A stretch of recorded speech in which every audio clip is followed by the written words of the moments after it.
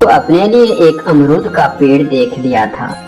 कबूतर और कबूतरी ने भी एक पेड़ पर अपना घोंसला बना लिया था। टूनी की नजर एक पपीते के पेड़ पर जाती है और वह वहां जाकर बैठ जाती है। गुड़िया बेटी, ये पेड़ सुरक्षित है और इसमें पपीते भी लगे हुए हैं। यहाँ हम आराम से गर्मियों का मौसम गुजार सकेंगे। मम्मा, मैं अपने पेड़ को पानी भी दिया करूँगी। कौवे तो थे उनके साथी ही, मगर वे बहुत ही दुष्ट थे। टूनी को वहाँ बैठा हुआ देखकर वह उसके पास आ जाता है। कालू जी, मुझे तो यही पेड़ पसंद है। नहीं नहीं गोरी बहन, इस पेड़ पर मैं पहले आकर बैठी हूँ। इस पर मैं अपना घर बनाऊंगी। टूनी, तुम्हें मेरे बारे में अच्छे से पता है। सीधे से यहाँ से चली जाओ, नहीं तो कहीं ऐसा ना हो कि तुझे मार मार कर यहाँ से भगाना पड़े। बेचारी टूनी कमजोर थी, वह कौवों से लड़ नहीं सकती थी, इसलिए वह चुपचाप अपनी बेटी को लेकर वहाँ से चली जाती है। पास ही टूनी को एक आम का पेड़ दिखाई देता है। वह आम का पेड़ उतना हरा भरा तो था नहीं, मगर फिर भी टूनी उस पेड़ पर जाती है। मम्मा, ये पेड़ तो सूखा हुआ है। गुड़िया बेटी, इस पेड़ पर किसी का घोंसला नहीं है, इसलिए ये पेड़ इतना सूखा हुआ है। जब हम इस पेड़ पर घोंसला बनाएंगे और इसका देखभाल करेंगे तो ये पेड़ भी हरा भरा हो जाएगा। फिर वे सब अपने अपने पेड़ों पर अपना अपना घोंसला बना लेते हैं।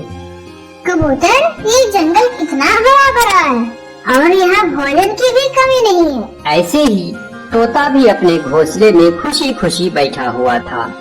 रात होने से पहले पहले ही टूनी और उसके बेटी ने भी अपना घर बना लिया था।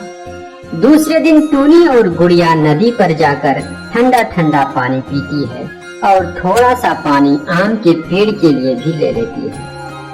टूनी जैसे ही पानी आम के पेड़ पर डालती है, पेड़ बहुत ही खुश हो जाता है और टूनी से कहता है, टूनी, मैं सूखा हुआ जरूर हूँ, मगर आज तक मुझे किसी ने पानी नहीं दिया। तुम ऐसे ही मेरी सेवा करोगी तो मैं तुमको मीठे मीठे आम दूंगा।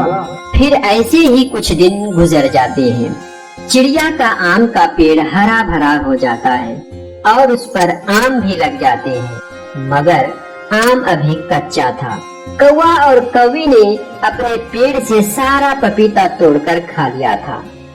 अब उनकी नजर टूनी के आम के पेड़ पर थी। गौरी, टूनी का सूखा हुआ आम का पेड़ हरा भरा हो गया है और उस पर आम भी लग गए हैं। अब टूनी मीठे मीठे आम खाएगी।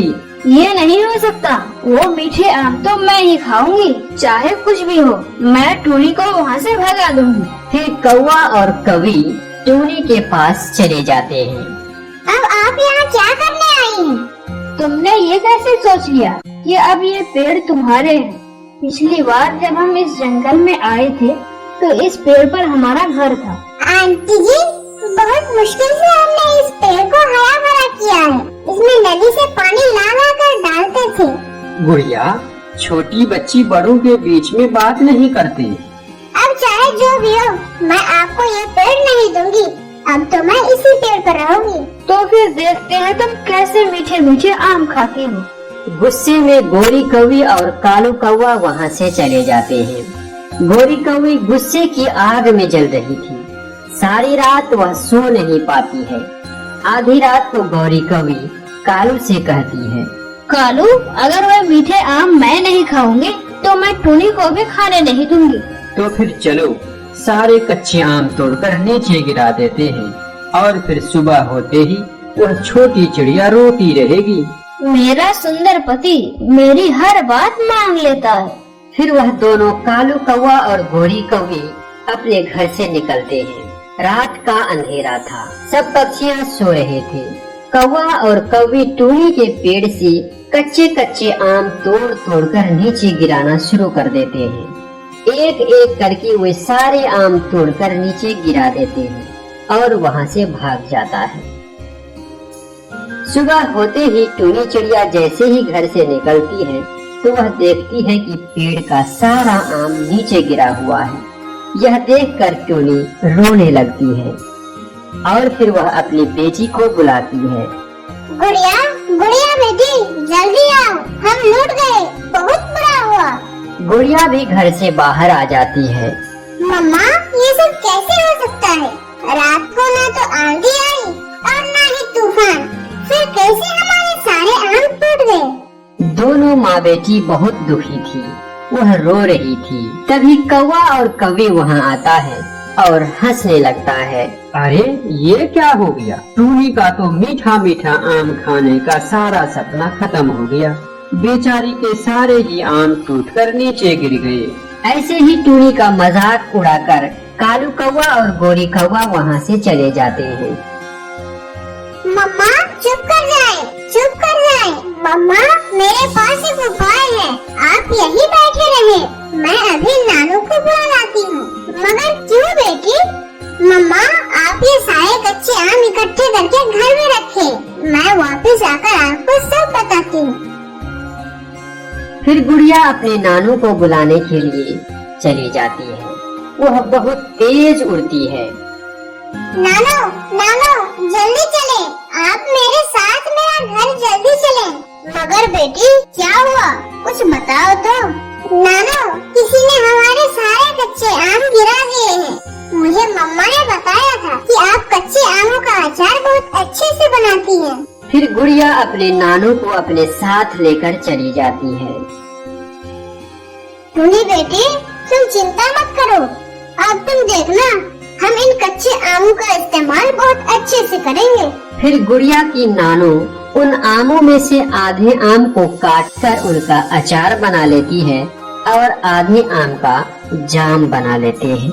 फिर गुड़िया और उसकी मम्मा टूनी चिड़िया अचार और जाम जंगल के बाजार में बेच देते हैं और उन्हें अच्छा मुनाफा होता है। उनके पास इतने सारे पैसे देखकर कौवा और कौवी हैरान हो जाते हैं। आंटी कौवी और अंकल कौवे अगर ज्ञान से काम लें तो किसी भी नुकसान से बच सकते हैं। अब हमारे पास इतने पैसे हैं कि हम जितने चाहे पके हुए आम लेकर मजे से खा सकते हैं। गुड़िया की ऐसी बातें सुनकर कौवा और कौवी शर्मिंदा होकर वहाँ से चले जाते हैं। मान गई मैं, मेरी बेटी बहुत बुद्धिमान है। प्यारे दोस्तों, इस कहानी से हमें यह सीख मिलती है कि हमें मुसीबत के समय घबराने के बजाय बुद्धि से काम लेना चाहिए।